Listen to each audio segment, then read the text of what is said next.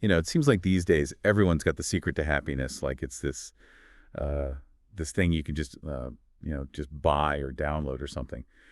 But today, we're going back in time, way back, to see what a Roman emperor had to say about finding peace and maybe even happiness in a world that honestly felt pretty chaotic. And we're not just talking about any emperor. This is Marcus Aurelius, a guy who led Rome through some pretty serious stuff.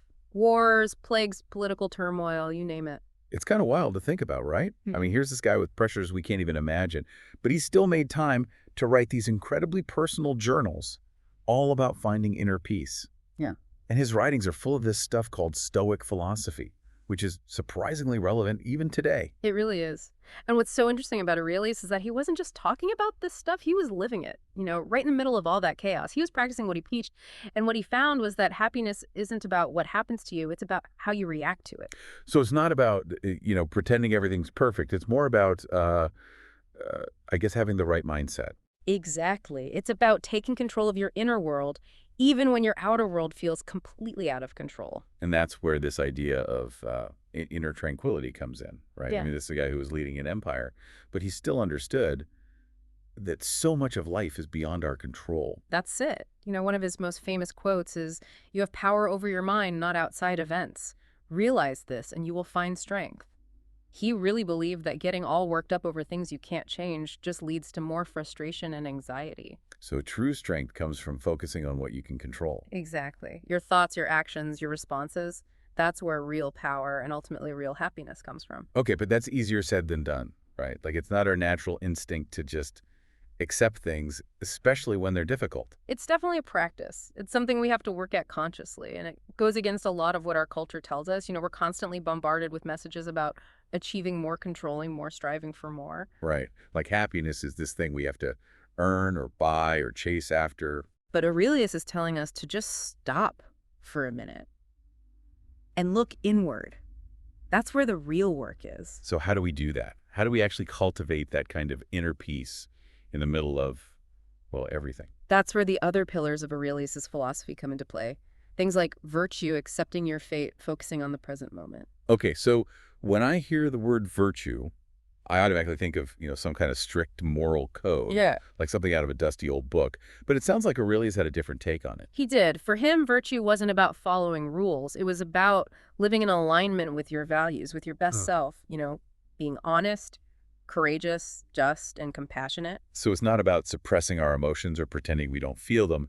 It's more about choosing how we respond to those emotions in a way that reflects our highest selves. You got it. And what's interesting is that when we act in alignment with our values, it creates a sense of inner peace of integrity. And that in turn leads to a much deeper, more sustainable kind of happiness. So we've got inner tranquility and virtue. Okay, now this next one, this is the one that always throws me for a loop. It's this idea of amor fati, which I guess basically means loving your fate. Now, I don't know about you, but there are definitely parts of my fate that I don't exactly love. So how are we supposed to embrace that? This is where Aurelius gets really profound.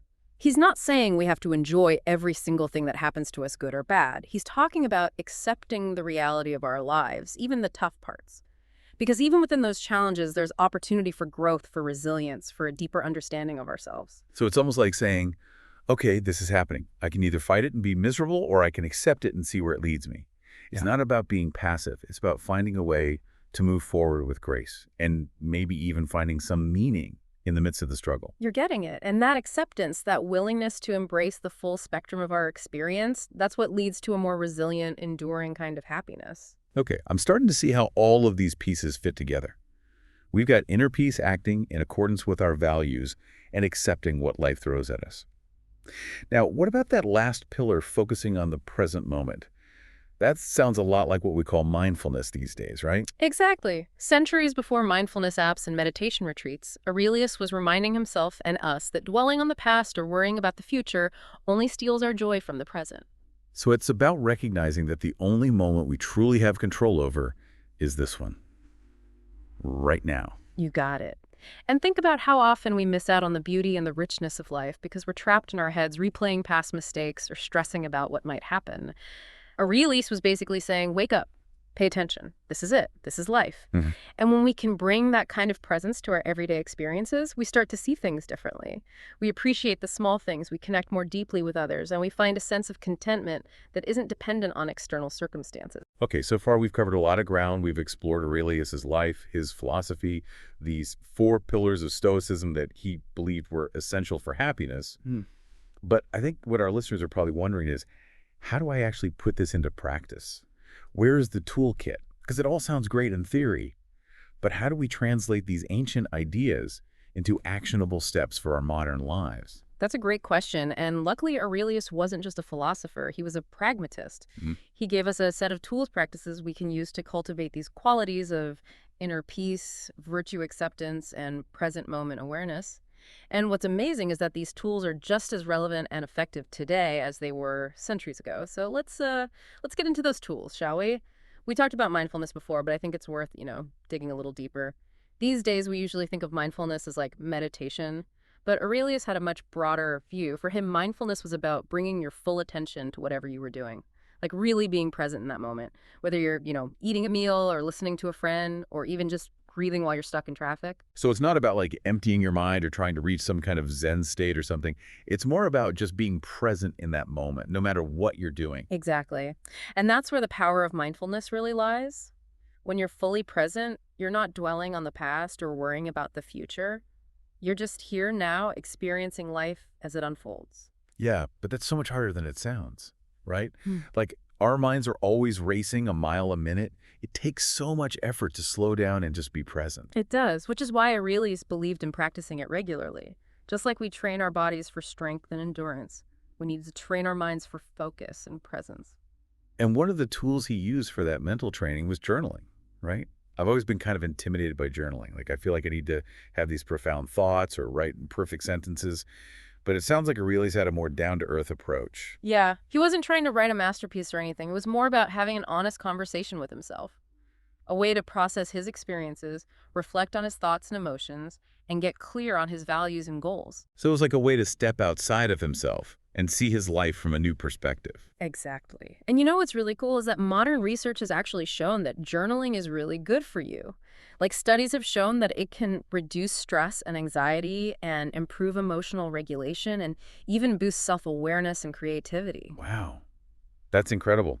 It makes you wonder what other ancient wisdom is out there just waiting to be rediscovered through science. Right. Speaking of ancient wisdom, that might seem a little strange at first. Let's talk about negative visualization. Okay, this is the one that always gets me. Isn't the whole point of positive thinking to, focus on the good stuff? Why would we intentionally visualize negative things happening? It just seems like we'd be inviting negativity into our lives. I know it sounds kind of counterintuitive, but it's not about being pessimistic or dwelling on worst case scenarios. It's more about mental preparation and building resilience.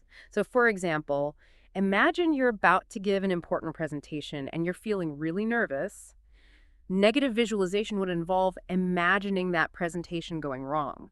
Like maybe you stumble over your words or the technology fails or the audience just isn't engaged. Oh, I see. So by mentally rehearsing those potential challenges, you're kind of taking away their power. Like the fear of the unknown is often worse than the actual experience. Exactly. And you're also developing a plan for how you'd handle those challenges if they did happen. So it's like a mental fire drill. You're not hoping for bad things to happen. You're just acknowledging that they could and preparing yourself to respond in a calm and effective way. Okay, that makes a lot more sense. It's like taking control of your fear instead of letting it control you. Exactly. Now let's shift gears a bit and talk about another one of Aurelius's favorite practices, embracing impermanence. And I know this one can be tough to wrap our heads around, especially in a culture that's obsessed with youth and longevity. But there's something really beautiful about recognizing that everything is temporary. Yeah, it reminds me of that saying, this too shall pass, whether it's a moment of joy or a time of suffering. It's all fleeting, and that knowledge can be both comforting and motivating. Exactly. Aurelius was very aware of his own mortality, and he used that awareness not to be morbid, but to appreciate life more fully. He realized that everything changes, everything is in flux, and that makes each moment precious. And there's something incredibly freeing about accepting that. It allows us to let go of attachments, to savor the present moment, and to approach life with a sense of gratitude and wonder. It's like when you see a beautiful sunset. Yeah, You know it's not going to last forever, and that somehow makes it even more beautiful. exactly. And that leads us to our final tool, which is probably the most well-known and widely practiced gratitude. Even an emperor with all the power and wealth imaginable understood the importance of appreciating the simple things. It's so easy to get caught up in what we're lacking, what we want, what we think will make us happy. But when we shift our focus to what we already have, even the smaller things, it can completely change our perspective. Yeah, it's really pretty amazing how these ideas that Aurelius was writing about all those centuries ago still make so much sense today.